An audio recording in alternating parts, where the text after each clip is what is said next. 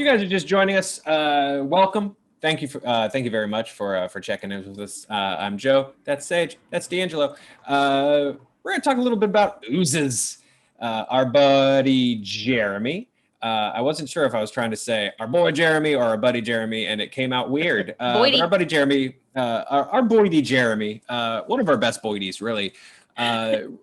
Wrote this great article, how to play oozes like Body-Devouring terrors. Wasn't able to join us, but wanted to give him some love for this amazing article. Check it out over at ddb.com. And also just start talking oozes, because I feel like hags, oozes can be a little overlooked. Like gelatinous cubes and stuff, they're kind of a joke, right? They're sort of a punchline monster in a lot of ways. But we're going to talk a little bit in this little chunk about how you can take back oozes and just like reclaim them and make them and actually make them horrifying again. There's a lot of really cool things about a lot of key things about various oozes and blobs that I think are really cool. So there are assimilation machines that are drawn to organic matter. They just want to feed, they're drawn to movement. They're drawn to warmth.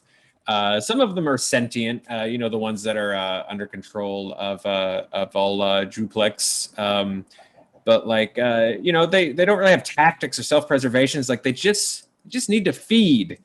They're shape-shifting, they're wall climbing, they're all destroying. They can three of the oozes that are just in the basic monster manual, have that amorphous ability, which means that they can get through tiny spaces as narrow as an inch wide. So some of them have spider climb.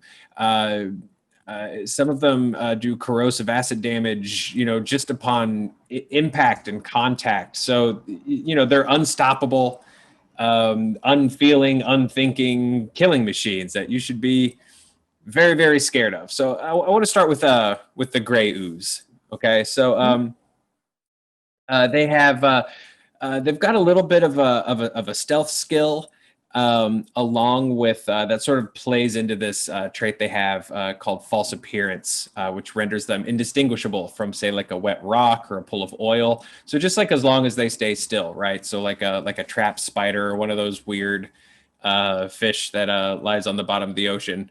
I don't know what they're called. I'm not a fish scientist. I play D&D for a living. But you guys know what I'm saying. So you have just these like really horrifying camouflaged monsters that can just lie in wait in a room. You've checked for traps. You're good. No traps found. But that doesn't mean you found the gray ooze. Yeah. It sounds like in that scenario, it's an easy thing to not do another mimic. And I've mentioned mimics already multiple times this time around. But hey, what if instead it was an ooze? What if something wasn't going to jump out and bite you? But what if it was going to, once you kind of opened something, expand and start to fill the room? Which is very, very terrifying. I mean, like, do your like lines and veils of like, hey, is being trapped an issue for you? Is like small spaces closing in? But the idea of a room kind of like it's sliding through this tiny space and filling is genuinely horrifying. Yeah. I think that'd be very It's fun. true, yeah. Especially since they can turn into any shape or form or anything like that. You can simply make just like statues that have certain cracks or holes into it, and then it seeps from the statue, especially from the eye sockets or something like that, to be really like super creepy. And like, especially with the gray ooze, since it can corrode metal, that turns the tables on any, barbarians or fighters or paladins who aren't decked out in magical equipment, and has to force them to think differently, especially depending on how your dungeon master plays. If they'll be like, oh yeah, you immediately, that they have corrode metal, or if they just subtly are like, your weapon seems a little bit weaker, and like, so it's pretty intimidating to see that kind of thing. And now the rangers and the ranged sort of spellcasters now have to take more of the burden, since the fighters are now having to deal with getting like sucked. Can you get sucked in? Amphobias, slow death, unwitting servants. No, it just seems like it does like corrode metal and everything. God, imagine yeah, it's just disintegrating like your chainmail, like armor and everything in the middle of a dungeon. Yeah, and you're in the middle of it, and it's just disintegrating it. Yeah, the thing that really got a response out of me reading this because those are my favorite. If you can just like reading a description on the page or like a DM, like reading a description out loud can get like a out of me. Like that's prime, right? And and shout out to Jeremy because when I was first reading this article, I was kind of like, okay, ooze is fun, gelatinous cube, whatever. And then he described gray oozes as living hungry cement.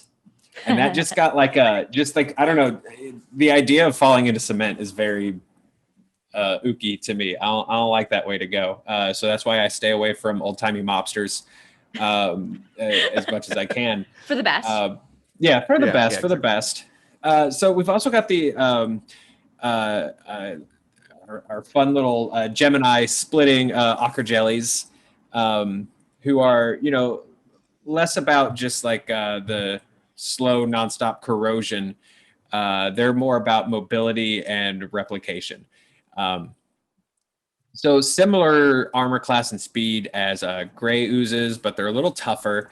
They're also amorphous, you know, with a pseudopod action, but their version doesn't have a corrosive effect on weapons or armor, aside from maybe just like covering them in goop, which is also, you know, scary. But they also have spider climb and split. I hate that. That's awful. That's great in the best way. That is awful. Yeah, well, I dig this because, like, you know, with the gray ooze, and I'll have you speak on this a little bit, DeAngelo, but like with the gray ooze, you sort of have like this stationary thing and you've encountered it, right? But with like the ochre jelly, it feels much more to me like this is something that is aggressively like pursuing you and like splitting and climbing walls and stalking you from every direction.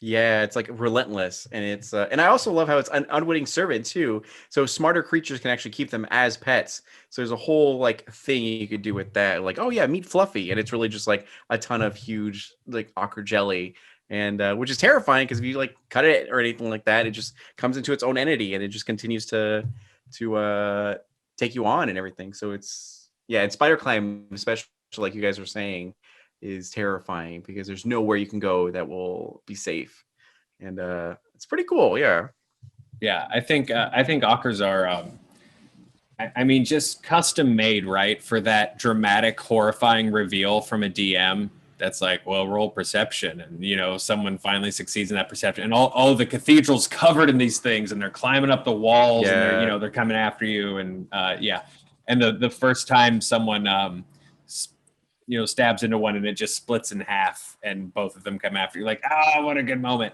What a gross, horrible good moment. As a dungeon master, it's not always about like, you know, if it bleeds, you can kill it sort of thing. Sometimes it's just so overwhelming that it's like, we need to run. We need to find any other solution than like to fight it, because and that adds a fun element too, as this giant creature just like creeps and crawls towards you the entire dungeon and you have to just escape. So yeah, I could picture like a cave setting where you realize the cave walls are pretty much entirely these crawling creatures of something that you had mistaken for just being the cave walls, because they do have this like traditionally kind of like deep color to them. Just being able to be like, if your perception roll is decent, you've noticed that there is a movement to the cave walls. That would end me. And you know, you both bring up a really good point with sort of having a horde, right? Because I think, and I apologize if you can hear the tree trimming crew that is 2 feet away from me. You're good. Last stream it was my cat, and then this time it's the tree trimming crew. Working from home. Our engineer Will's just like, this dude and his microphone situation. Where was I going? Oh yeah. So I think a lot of times my instinct is, you know, if I'm using the encounter builder in the combat tracker on D&DBeyond.com, is like, I really pay attention to that. Like, okay, I've dropped in 3. Ooh, that's deadly. That might be a little bit much for my people to fight. Right. But like, you don't always, I think having a horde where everyone has to think a little differently, to your point, DeAngelo, like if the only option is run, I think that's okay. That it's okay to evoke some feelings of fear and terror and suspense into your players, and also to kind of train. It also starts to train them that maybe fighty isn't always the way to go. Yeah, violence isn't always the end solution. Like Yeah. You don't, especially it's like everyone who plays Dungeons and Dragons. I feel like new kind of players are like very murder hobo-ish, where they Yes. just want to Mhm. murder, slay, loot, and continue. So breaking them out of that mindset, like you can't always kill things. You can try for sure, but then you'll get devoured, and your next characters will have to start all over Yeah. again. So it's Yeah. fun to break them out of that, the mentality. Yeah, and these are the challenges for high level characters too. Like, oh, my level 20 ranger can murk pretty much anything, and it's like, well, okay, yeah, but this is a room that is nothing but jellies. Right. What if there's 1,000 of them? Yeah. Yeah. Can I just talk about, DeAngelo, how casually you were just like, yeah, and then you'll get devoured and your next character will have to deal with it. Like, that was relentless. Like, I feel like I just got so much insight into you as a DM in that statement of like, not like your absolute willingness to just let them be devoured and move on and be like, well, yeah, and then the next characters have to deal with it. He's a cold man. Yep. I was like, yes, I started with 4th edition. Like literally, I was working at a grocery store, used my entire paycheck to buy 4th edition books, and then I've studied it. So I've had a lot of Dungeons and Dragons experience. So yeah, I've seen parties come and go in various violent ways. And it's good. Well, let's chat a little bit about now the chainsaws. Okay, cool. Let's talk about something that even a chainsaw can't kill: a black pudding. I've seen like a weird resurgence of black puddings lately, or I don't know. The name's a little doofy, so maybe it's just something that I always just kind of ignore out of pure doofiness. Mm-hmm. But like, Daniel Kwan has a great one in his Kano Keep Mysteries adventure. He has a great little black pudding moment. I know Jeremy's waxed poetic with me a couple times on like well-placed black puddings. But yeah, I mean, this is Venom symbiote made manifest, right? They've got a lower AC than some of the other ones, but they're a lot stronger. They're a lot faster. They're immune to so many damage types. And then some damage actually makes them replicate as well. They've got Spider Climb, they've got Pseudopod, they've got Split. And I'm going to mute and let you two talk about black puddings while they tear down the rainforest around me. I mean, that image alone is so disturbing. Yeah. I love black pudding so much, and I didn't even realize what they were until just recently when I had a event that I was doing, and I was like, all right, in the room, we're gonna do some iconic D&D monsters. What do you think of Dungeons and Dragons? The gelatinous cube is one of the ones that is up there, other than meeting a dragon in a dungeon. It's like a gelatinous cube. It's in some form. So I was like, I'm going to put a gelatinous cube in this room and also a black pudding. I'll just have to deal with it. And I was just like trying to go really fast. And then when I actually got there and started reading the abilities of the black pudding, I was like, oh my God, I'm sorry. And then they're like, why, DeAngelo, why? As like, they were like coming from both angles, just like pressing them together. So it was like so good. But everything about it is just so wild. The corrosive form, a creature that touches the black pudding or hits it with a melee attack within 5 feet takes, acid damage. Any non-magical weapon, if it hits it, it corrodes, and it's just like it gets worse and worse for the part of the fight, the longer the fight goes on. So it's awesome. It's really good. Yeah, absolutely. It's if you're trying to tell something that is truly a horrific story and your players have all consented to that, it can create a level of hopelessness that a lot of monsters cannot, that I think can be a fun area to explore in a safe setting. Yeah. Especially with like Van Richten's coming out, I've been thinking about Spookies a little more, right? And by the way, available for order now on the D&D Marketplace.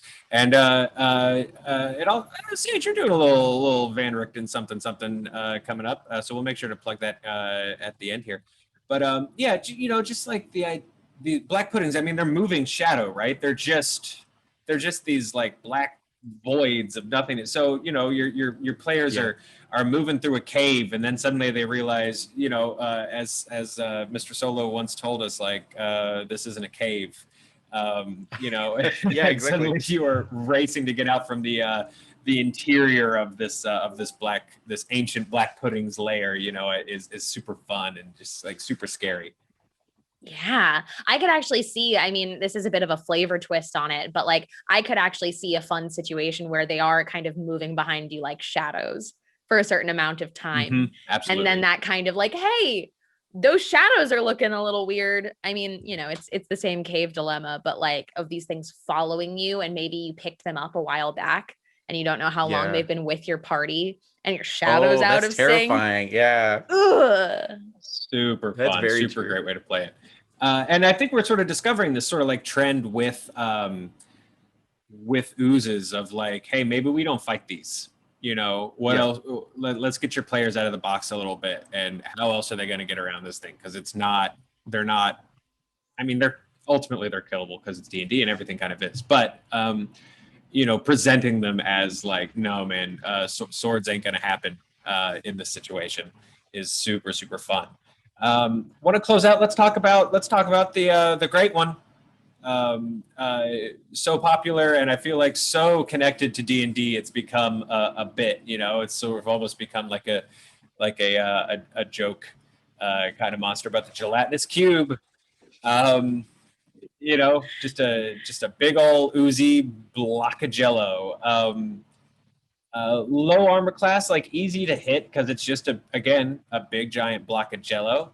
But they are, you know, pretty tough, and it's got that powerful pseudopod attack. And here's the thing: they're going to engulf you. This is just there's something so interesting to me about just an unmoving obstacle.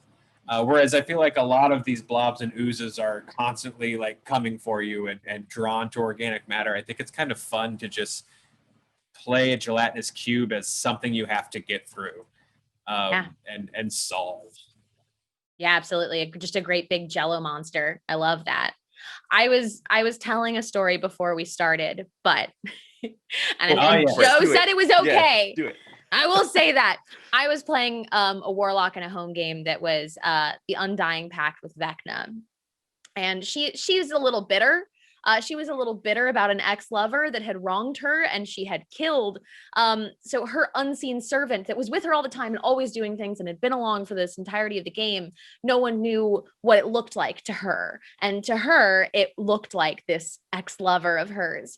And I asked my DM if I could, like, we needed to get to something on the other side of this gelatinous cube. So I was like, okay, I'm going to see if my unseen servant can pass through it. And she allowed it with the caveat that as it passed through, the gelatinous cube essentially showed off the full form of my unseen servant and entirely reviewed the absolute sociopath that my character was, of showing that this like visibly looks like this man that she's just been like, I mean, she's just sending her unseen servant off of cliffs and stuff. And that was one of my favorite, most clever uses of a gelatinous cube for storytelling that like forever. Kaylee was on this stream recently and she was the DM of that session. And I was just like, okay, yeah, that's brilliant. Okay. That's super, you got me. Fun. That's super so fun. Good. Yeah. DeAngelo, you got any cube tips, hot cube tips? Yeah, absolutely. So this is one of the things where as a dungeon master, like when you look at the toolkit and everything, it's like, okay, its armor class is really low, so we're probably going to hit it. It has a lot of like hit points. So, okay, so we just need to keep whittling it down and it's fine. But what matters tremendously is where you're fighting the actual gelatinous cube. Because if you're fighting in an area with not that much room or space to go, then you're going to get engulfed really easily. And so like having the players consider where they're actually going to be moving, like get on top of something, you know, get out of the window or like climb wherever. Otherwise, when they get engulfed, because like it's nasty when they get engulfed, and it does tremendous amount of damage. Like on a fail save, when it enters a creature's space, it takes 3d6 or 10 damage, and it takes 21 or 66 acid damage at the start of its turn every time it's in that thing. So it'll just like chunk players like left, right, and center if they're in a bad situation, position wise and everything. So it's pretty amazing to have players fight that. And I love introducing new players. It's kind of like what is it called? I don't even, like initiation or a ritual, like a rite of passage. Yeah, exactly. For new players, it's like, all right, you enter this room, you see something weird and shimmering, you know, but you can't quite tell what it is. You want to go and touch it? And it's like, sure. And then just like it's devoured. And then it's like chaos after that. Just the noise. Just there is nothing but. Yeah, exactly. Like that's the last thing you hear. Yeah. I got a couple of questions from chat, and we'll close out with these. But before we get into them, appreciate you all watching, and I really appreciate you two being here.